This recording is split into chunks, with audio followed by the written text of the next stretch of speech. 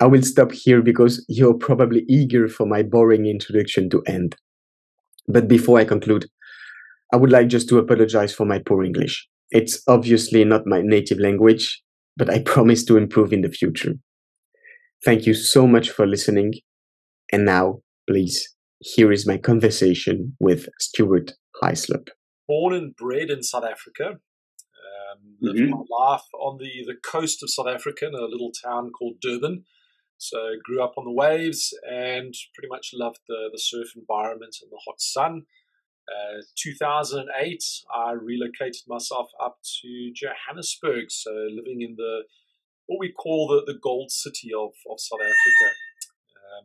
Married, I've got 3 kids, only one left in school, 2 are out of school and enjoying the life.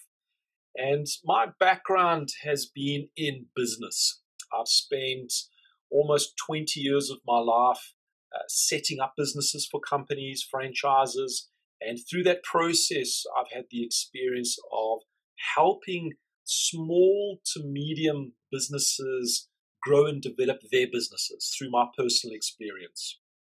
It was in 2007 when I started to venture into business coaching with my experience in business. And through that journey of doing business coaching, it was in 2018 when I was introduced to the One Thing, where I then became a One Thing certified trainer and coach. And one of my focuses is on productivity and time management. It's a crucial area that I found in businesses. And then in 2021, I saw the need to become a life coach because we're all human beings. And that's what we need to help ourselves. So when I put the elements of life coaching together with the business coaching, it then assists my clients. So that's been my journey to where I am today. Awesome. Yeah, very interesting. But I just thought, just a quick question to start. How did you discover the One Thing? By reading the book or by something else or someone? Or? So in South Africa, I'd actually never heard of the book in 2018. I was part of a real estate company. It's one of the largest in the world. And they have an annual event where it's an award ceremony where everybody from South Africa all converges into one venue and they celebrate the higher achievers. And it was at that particular event, there was an international speaker, and she spoke about time blocking. She spoke about how to manage your calendar and how to become more efficient and effective in your day-to-day, which really resonated with me because that's what I'd been doing for the last 18 to 20 years. I built up the courage and I went forward to her and I wanted to thank her for her presentation and asked for more advice. And in that advice, she set a target, a goal. She said to me, I want you to read the One Thing. You got 2 weeks, and then you message me back and I'll be able to help and coach you. And I thought this was an amazing task, an amazing challenge. However, I'd never heard of the One Thing. And I didn't know where to even find the book because it's not something that's very popular in South Africa on the bookshelves. Today it is, but back then, 2018, it was something new. So I got back to the office after the event and I was sitting there thinking, how do I get myself involved with one? Where do I find this particular book? And as truth be told, where I was sitting in the real estate office, there were small little cubicles. There was a cubicle behind me that was empty. It had pretty much every real estate agent that had a file or pieces of paper, they would dump it into this cubicle. So it was a bit of a mess. And I turned around and I said to myself, I've come back motivated. I need to clean this environment because it's a distraction for me. And you won't believe it. As I was cleaning the desk, the book, The One Thing, was in amongst all of it. And that's how I got the first copy of The One Thing. Now, I still had a week and a half to read the book. I read the book. I finished the book. I messaged Melina back and I said, right, I'm finished reading the book. I sent her a picture as well. And we've actually built a very, very strong relationship thereafter. And in reading the book, suddenly everything changed. I wanted to know more about this. I wanted to know how I could adapt the principles of the one thing and bring it through to South Africa, bring it through to clients around the world, and really start to expand on that. I started reaching out to the one thing. I saw they had a certification program that was back 2019 and 2020. However, you had to fly to the United States in order to do it. And for me, because of the rand dollar exchange rate, it was an expensive exercise. And for most of us, we had a time in our life when I think the entire world saw this as a negative, and for me, it became an opportunity, which was COVID.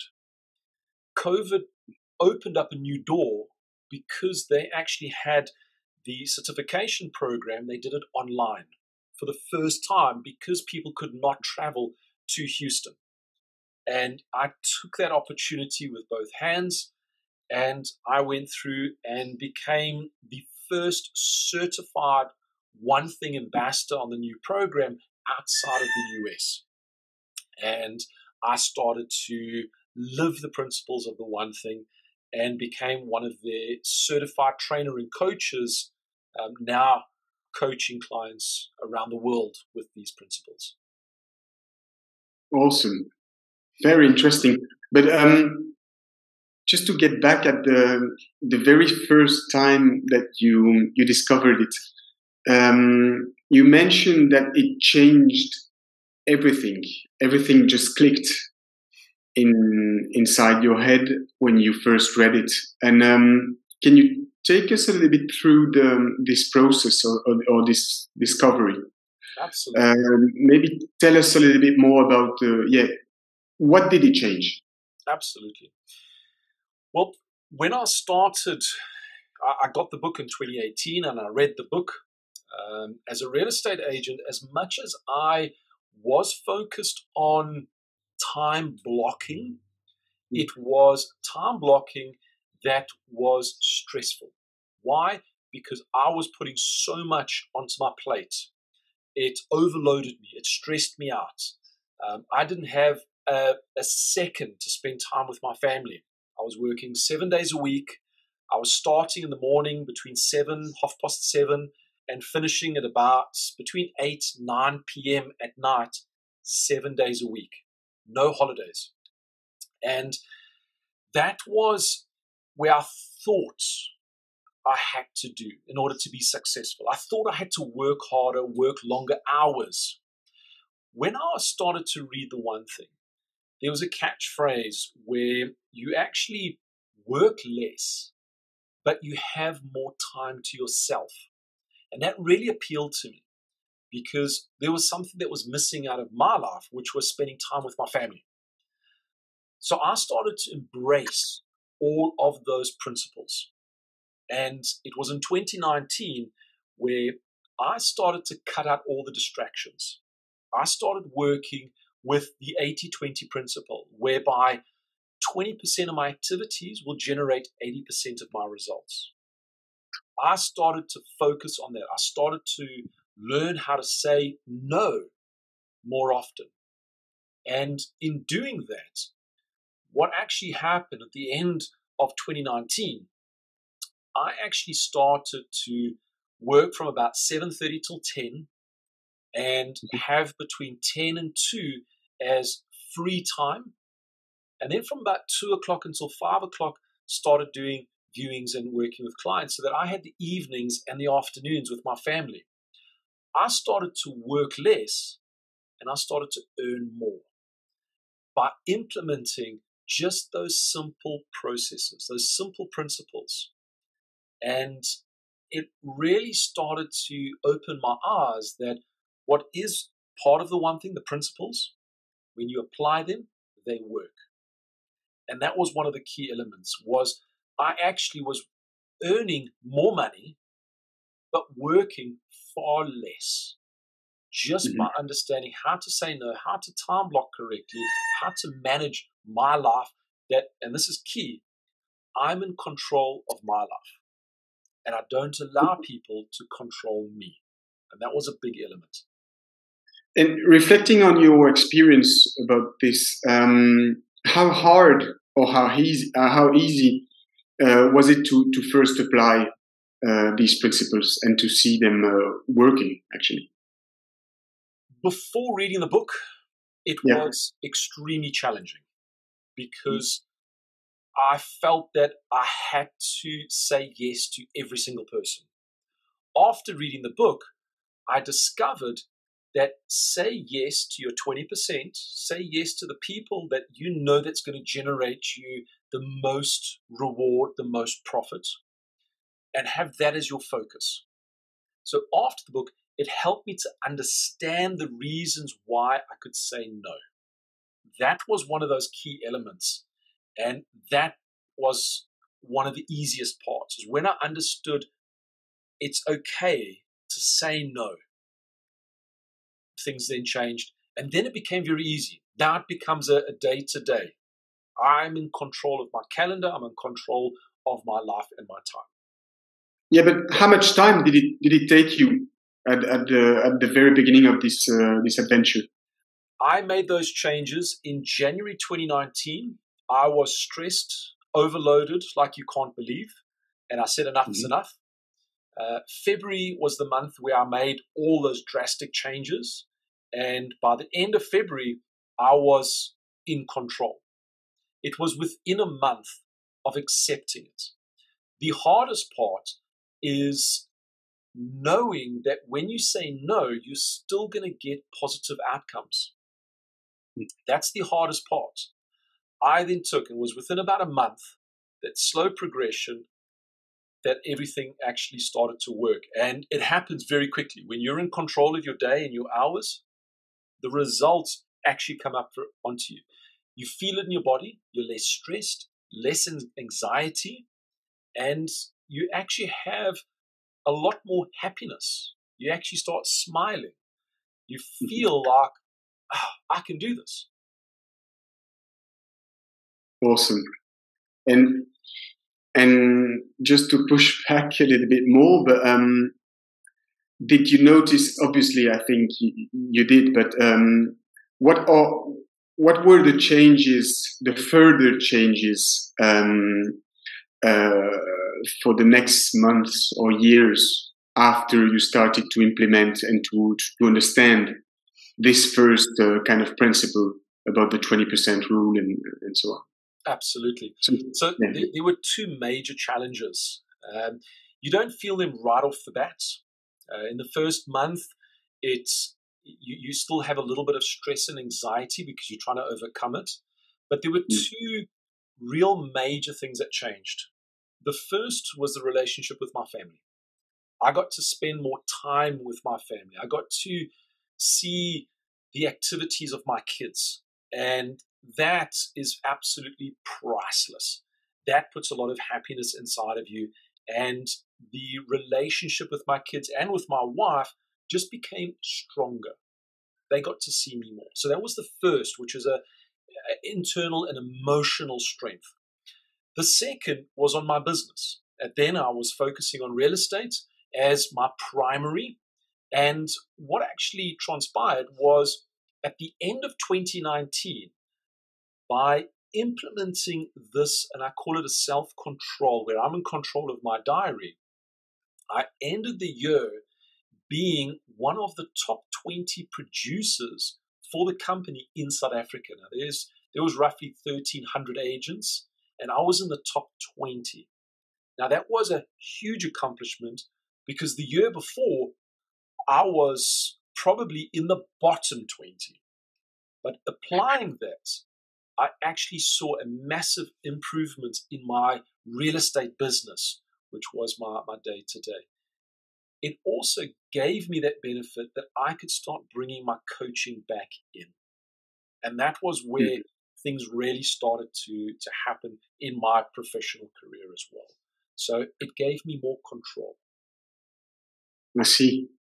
And what do you think it might or it will change for the future for you, for your career, but also on a personal level?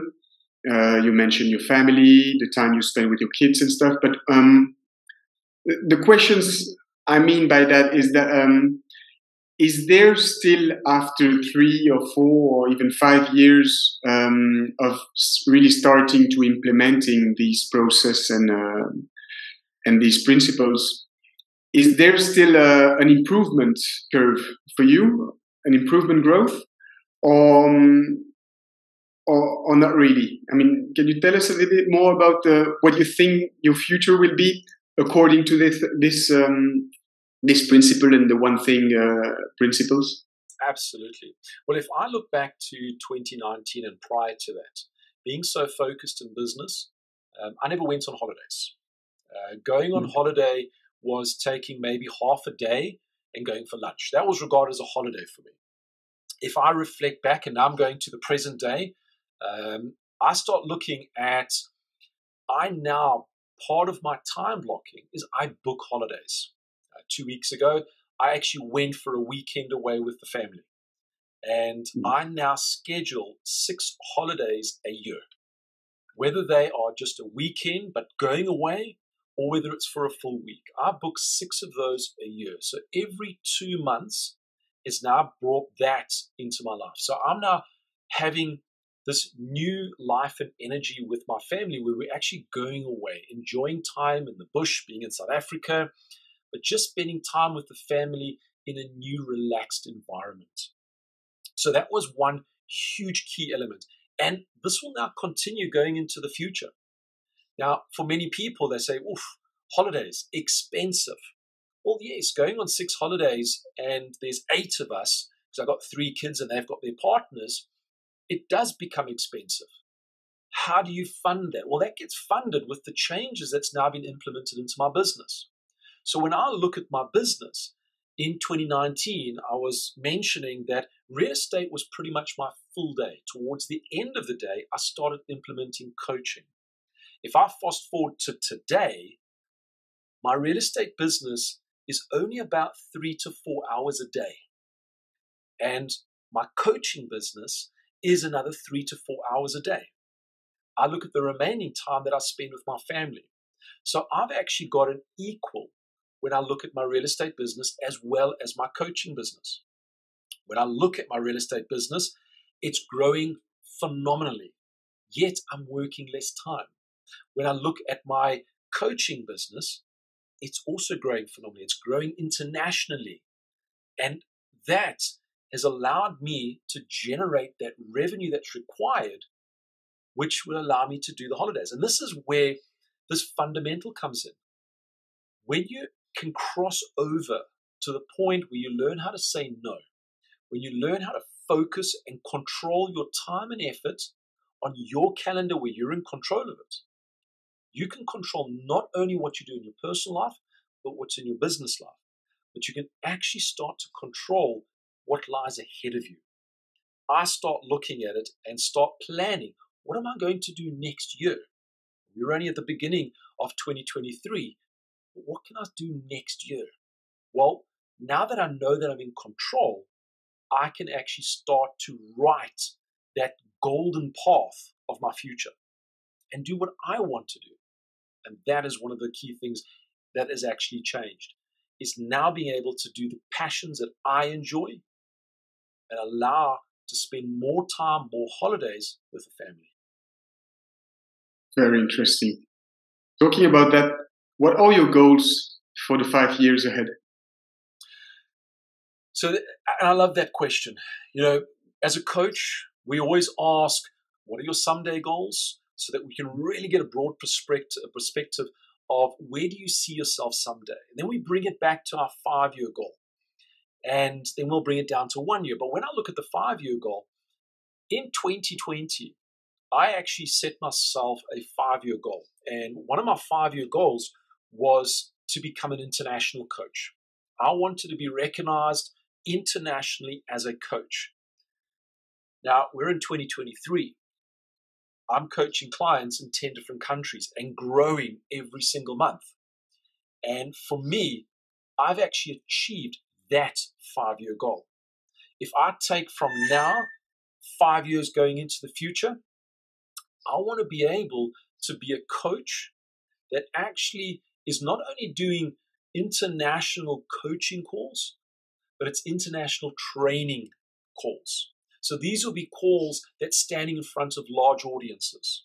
Now, already this year, I've actually achieved the first one.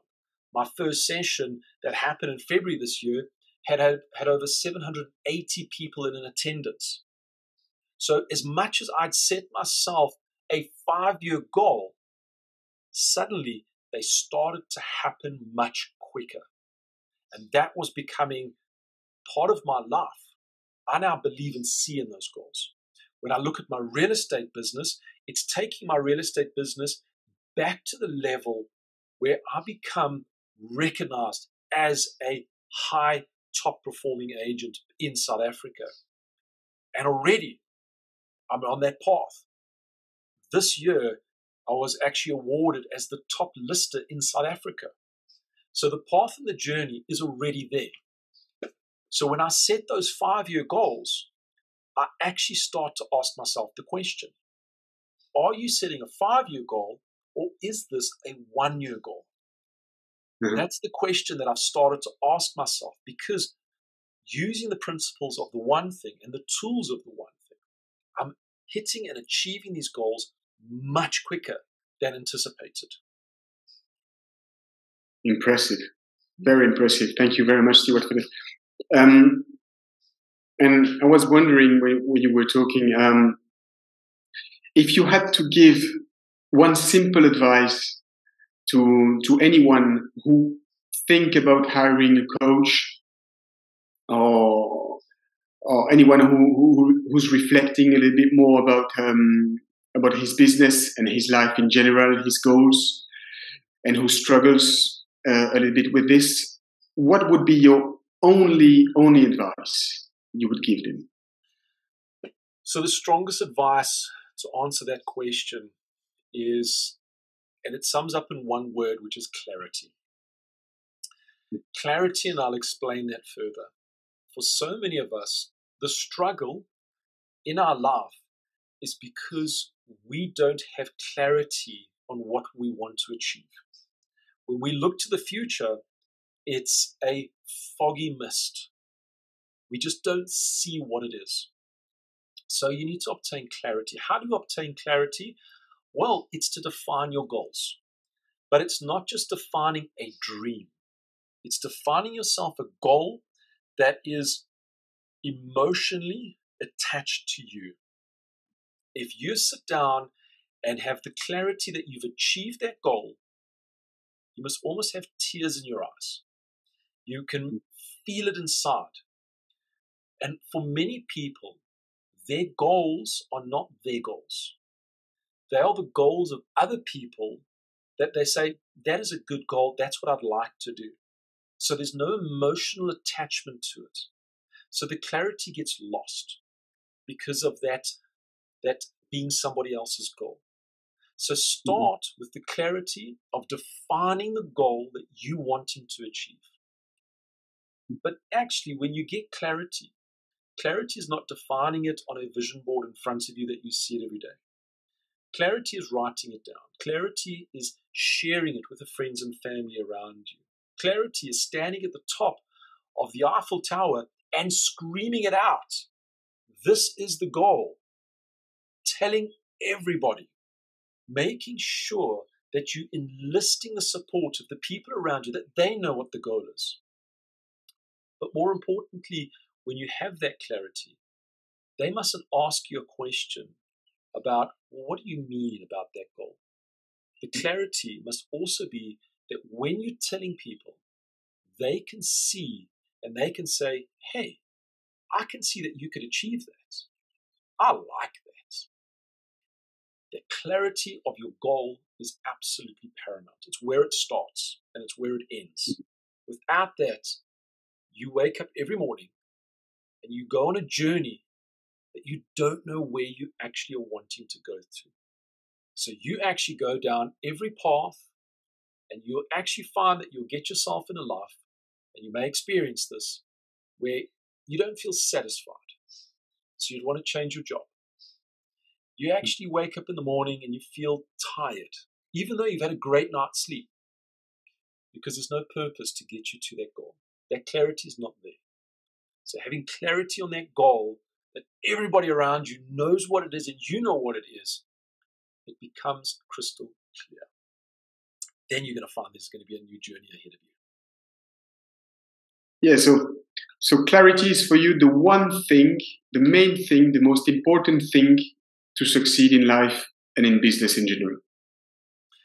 Without it, you're lost. You can't see. I see. See what you mean, yeah. Mm-hmm.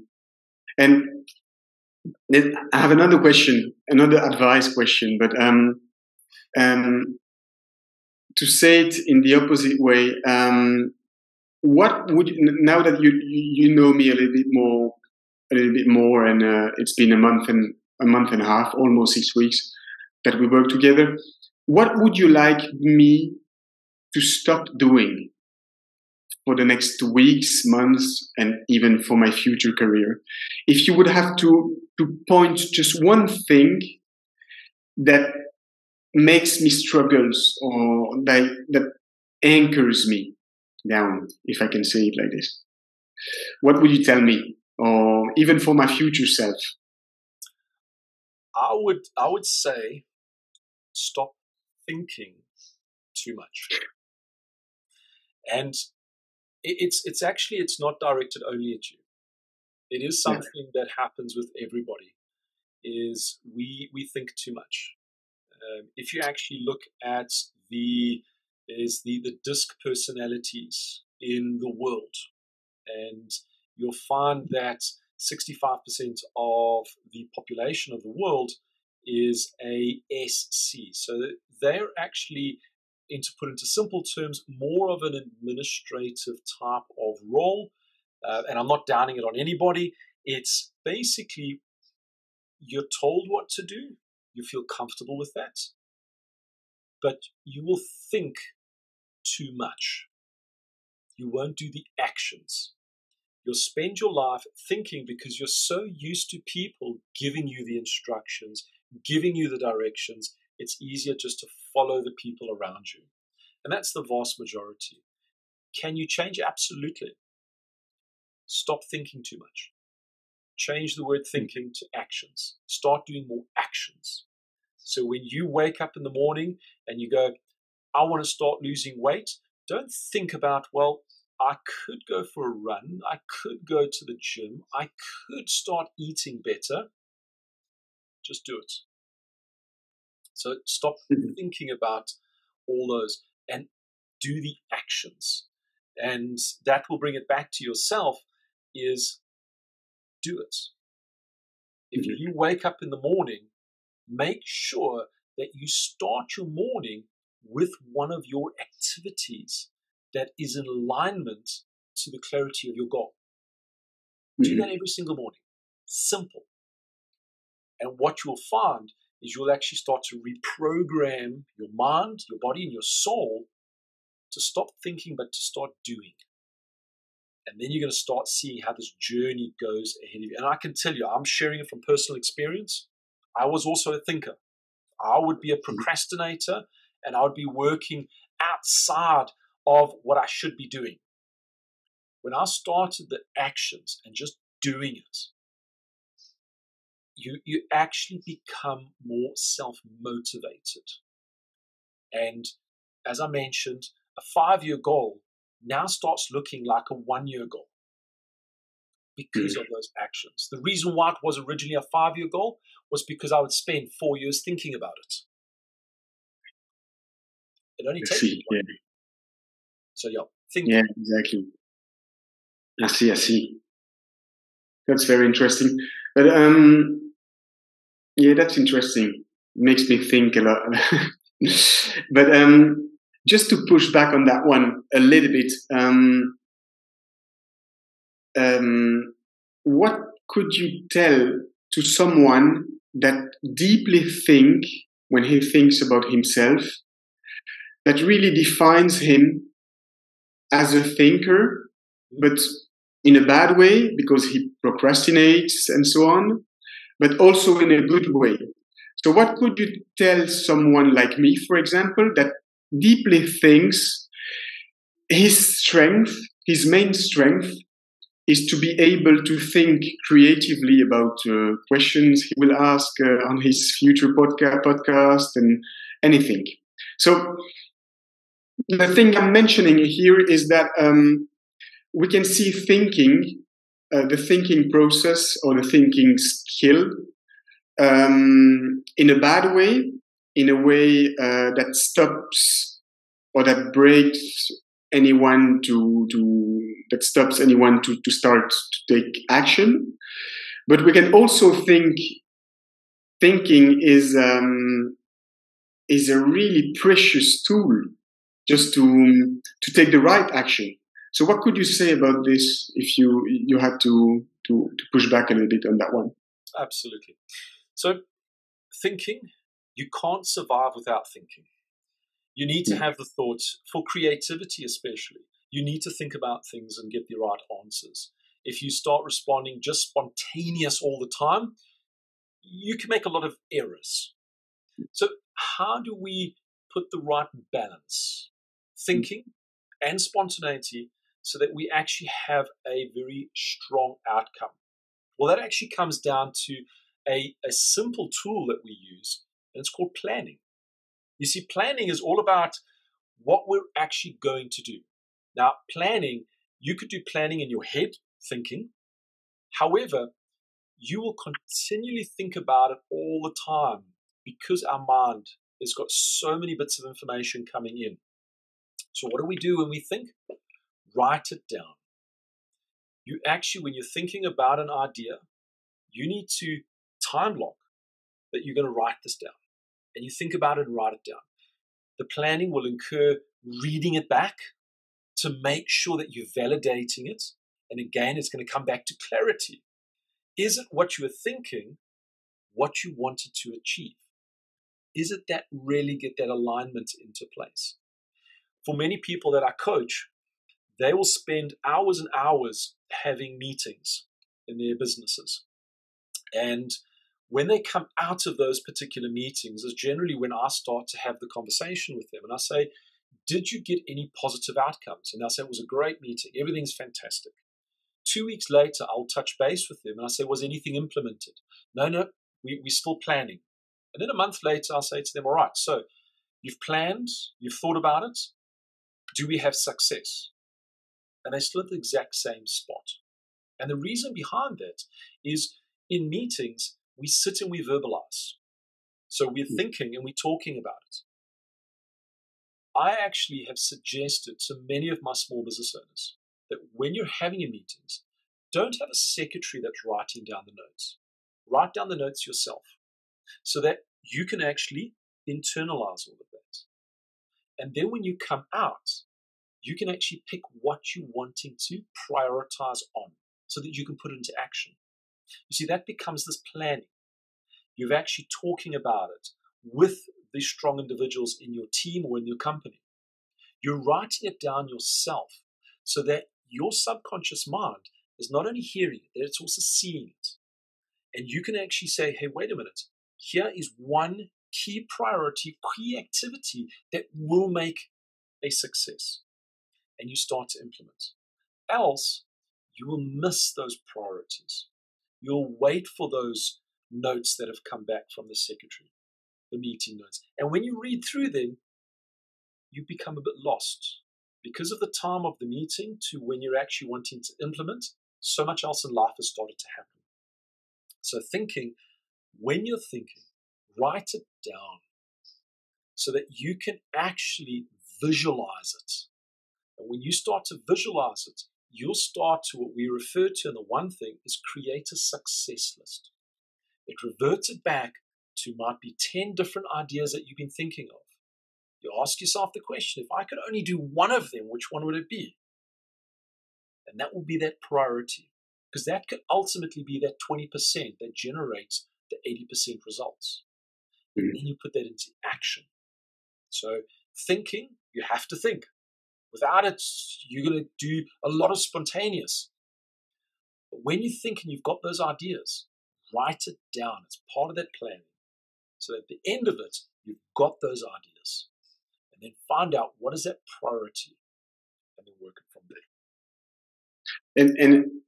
And yeah, awesome. It's very clear. But I was wondering, how about instead of writing, recording yourself on a microphone and just re-listen to yourself when you're running, when you're preparing yourself for work, or at the beginning of the day, and so on? So yes, you can. You can record yourself, especially when you're having in-depth meetings. What you'll find that when you're listening back, and I'll share an example. If you're suddenly going, right, I'm thinking of new ideas, and you start recording, let's say 10 or 12 ideas, and you start playing those ideas back to yourself while you're running or cycling or basically driving to work, and you're listening to those ideas back, you've also got the distractions around you. Because while you are riding and cycling, you're also making sure that you're not driving into the person in front of you. Or if you're having a cup of coffee, that you're not pouring it onto your lap. So you're also got a lot of other things around you, which means your attention span to what you're listening becomes reduced. Now, that you could miss that particular priority. If you're in an environment where you say, right, I've now recorded everything, and I want to sit down and I want to focus so that I don't have that surrounding distractions. Quiet environment, headphones on, and you actually listen and play back that recording, and then asking yourself the question, which one will generate 80% of the results? Will this one do it? Yes or no? No. Next one, will this one do it? Yet? This one will do it. When you identify it, your next step, you're going to write that down because you want to plan. You will identify what that next step is. Else, you'll have it in your mind, you'll remember it, you'll get a phone call, and it could be lost, and you could forget about it. So having it written down becomes that written plan that's in front of you. We always talk about writing down our goals helps us to achieve it by about 45%. When we write it down and share it with somebody, it pushes it up close to 70% to actually achieve. So writing it down has another level, because writing it, we have to concentrate on that, what we write. So I always suggest to clients, yes, you can record and you can listen it back, but when you have that key priority, write it down on a piece of paper. Have it in front of you, so that you can actually internalize and have the clarity on it. When you write it down, there may be words that are in the incorrect order. And that will start opening up that new conversation in your mind to say, right, action, action, action, for you to go forward. I see. Very interesting again. I wanted to ask you a question about the skeleton of the whole process, not on only one coaching session with you, but on the whole process of a coaching from A to Z.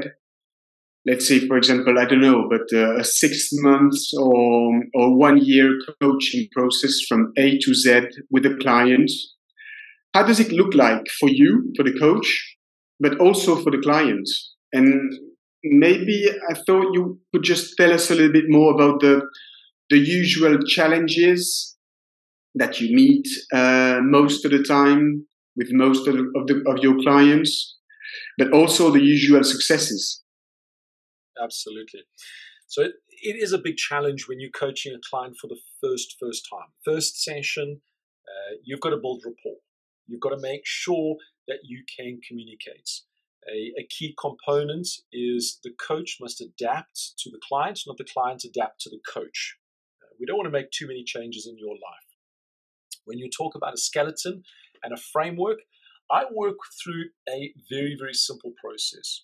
my first step with any particular client is to get to know the person in a personal way. Now, what I mean by personal way, it's not saying, hey, who's your partner? What did you do as a child? What do you like to eat? Not from the personal. It's getting to know your strengths and weaknesses as far as the way you think, the way you internalize. When I ask you a question, is it going to be something where you're not going to be able to understand the question? Because I might use words that are just too complicated. So it's understanding from a personal have communication. That's my first step. The next step is the goal. It's identifying the goal. This is really one of the greatest challenges that all coaches are going to find. Is it a goal that is truly your client's goal, or is it a goal that's somebody else's goal that they would like to achieve? And that does become quite a challenge as a coach, because if it's somebody else's goal, you're coaching them to somebody else's dreams, somebody else's direction. And that could be very resistive of who they are as individuals. So it does take some time to make sure that that goal is truly their goal. Then it's to actually identify down to one goal that has clarity, one goal that not only I can see it, but if I speak to my colleagues, they're going to go, hey, so your client wants to do this. Then I know that we're definitely on the right path. So second step is getting that goal and making sure there's clarity on the goal. The third step is breaking that goal down to actions that they can put into their calendar. Now, these actions, in the one thing, we have a focusing question. What's the one thing? And the second part is so important, I can do.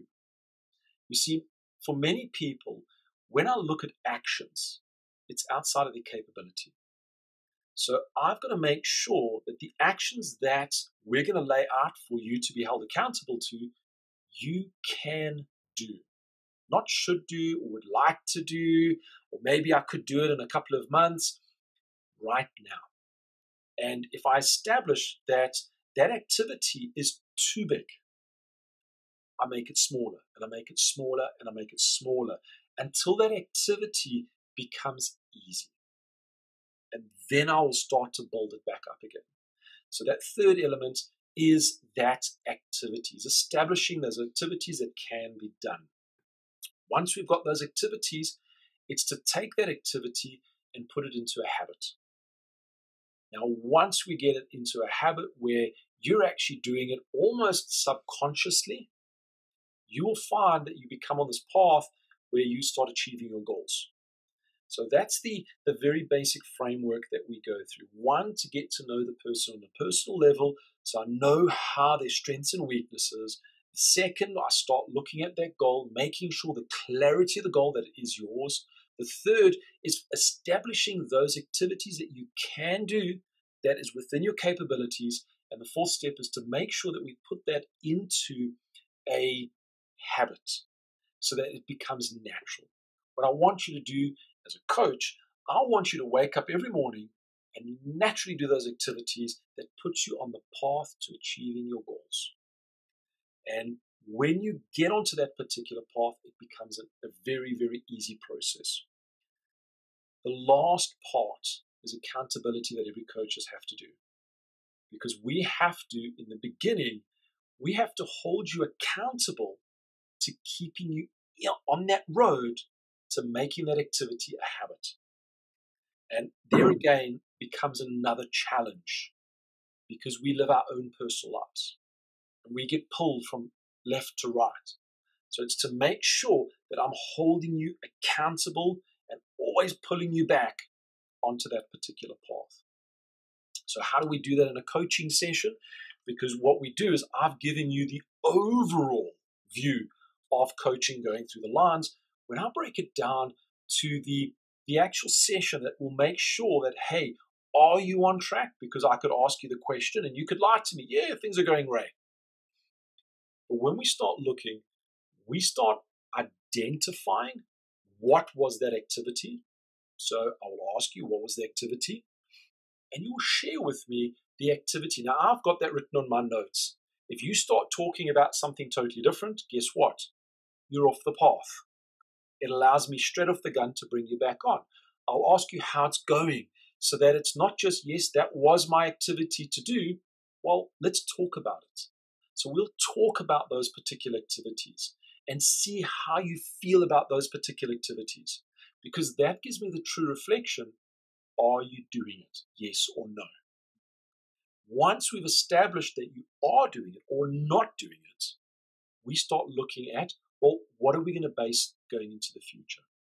Is it something where you didn't do it because you had challenges? Or maybe that activity is just too big, which means we need to bring it down smaller. So we go back to the third step. We identified, we put it into action. And that's that coaching process that goes on an ongoing basis. We refine it until we get to the point where we make those activities bigger and bigger and bigger. So instead of achieving your goal in 3 years' time, you start achieving in 1 year's time. Instead of achieving your goal in 1 year's time, you start achieving it in 6 to 9 months. Because as soon as you're doing more activities, you will find that you'll start achieving your goals so much quicker. So that's a brief framework that we operate in going for our clients. Yeah, very clear. But does it end? When does it end? It doesn't end, and I'll tell you why. We always talk about achieving goals. And if you were a person that only had one goal to achieve in your life and you achieved it, are you going to stop there? No. You're going to go, hey, I've achieved this goal, so I actually want to achieve the next goal. That's why we talk about a someday goal. So you never stop. What we do is we actually create milestone goals. So your 1 year goal, in fact, is actually a milestone goal, because once you achieve that, that's putting you into alignment to achieving your someday goal or 5 year goal or 10-year goal. So as a coach, we establish what those long-term goals are, those someday, 10, 5, all the way down. So we know what those are, and we make sure that we're going to alignment. So once you've achieved your 1 year goal, we're actually putting you on track, and I'll say, well, we had a 5 year goal of X. Looks like we're going to achieve it in the next 2 to 3 years.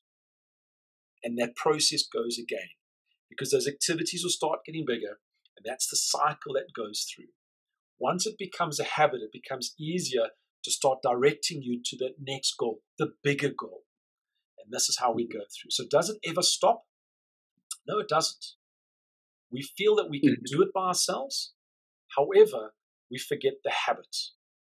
And then we start to achieve much bigger activities that we can't do, and then everything starts to crumble.